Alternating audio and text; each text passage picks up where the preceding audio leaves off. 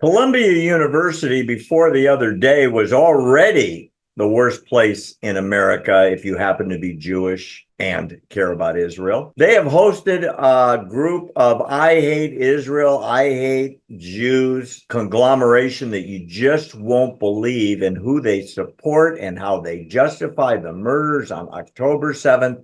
And it's at Columbia. Used to be a good school.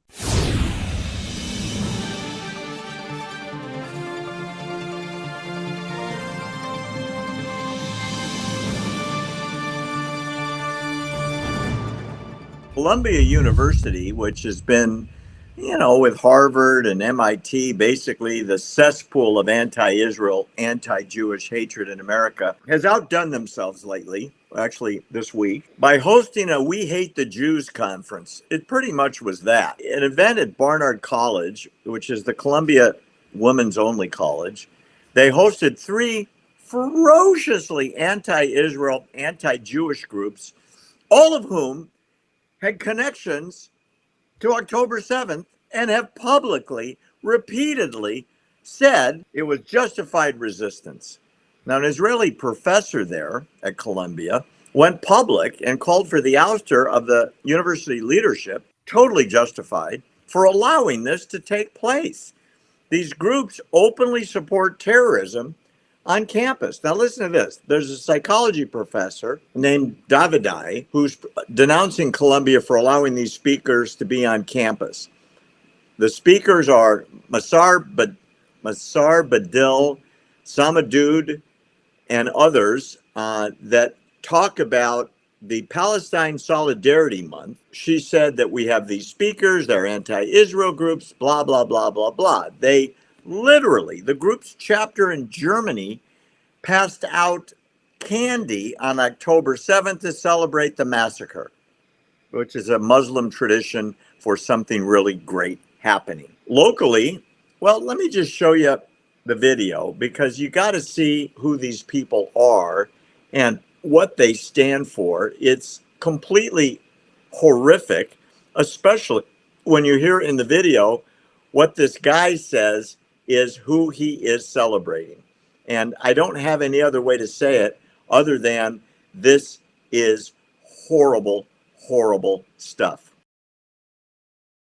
The Palestinian resistance has been able to essentially create through the tunnels a base area from which it's able to lead operations and able to conduct very powerful resistance operations. I mean, if we look at October 7th, we always make the point, and it's an absolutely correct point, that this battle did not start on October 7th and the genocide did not start on October 7th. And we're talking about 76 years and, in fact, over 100 years of struggle. But the fact is that October 7th changed the world. And when we say October 7th changed the world, one of the reasons why we might say that is because on October 7th, we saw the potential of a future for Palestine liberated from Zionism by the force of the resistance.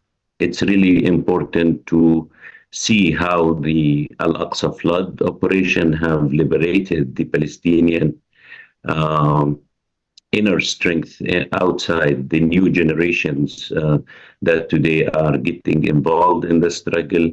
And it's so visible in the US, Canada, Europe, and elsewhere of a new generation that is actually leading our struggle in the diaspora.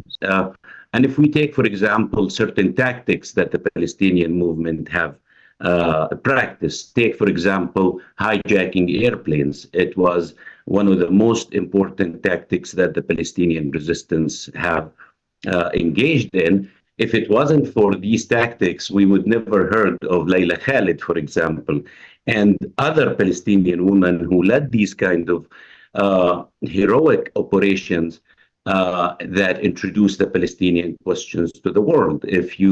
Let me start with the first thing the lady said.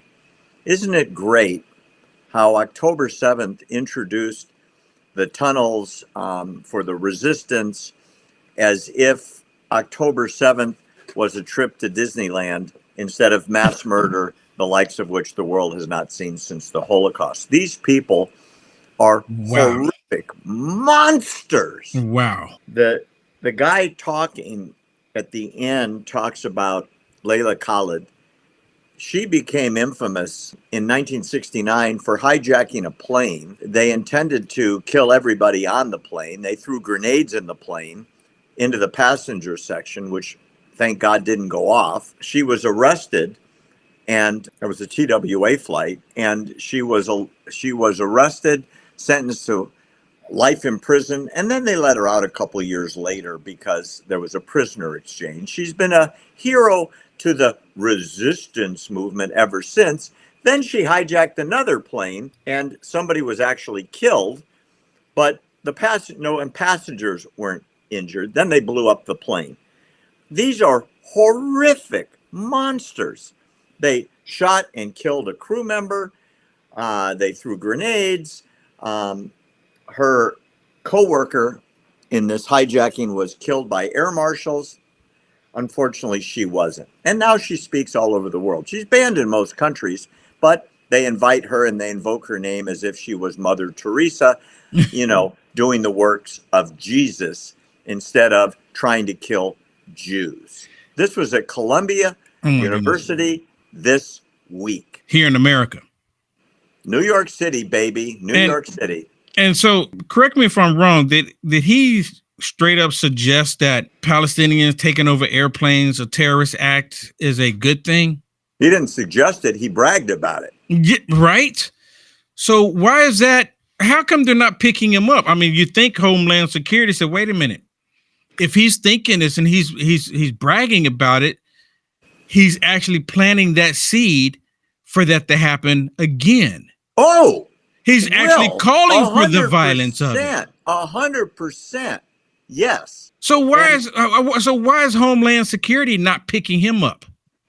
Why is he able to do what there's a double standard? Those people that wear "Bring the Hostages Home" dog tag, like you have and like I have, we're on the side of humanity. They're on the side of evil and darkness. And for some reason, your question, which is the perfect question that everybody ought to be asking, crickets. He's bragging about airline hijacking. That's how we know about Layla Khalid. Isn't that great? Airline hijacking, killing passengers, blowing up planes. Great idea. And the idiot that started the conversation talked about how great it is to be underground and come out of the underground for the resistance to kill Israelis. This is wild. I can't help but think, Barry, here it is. You have a group of people actually calling for a terrorist act. They're actually promoting the terrorist act. They're actually encouraging people to do the terrorist act. But then you have other people on the other side.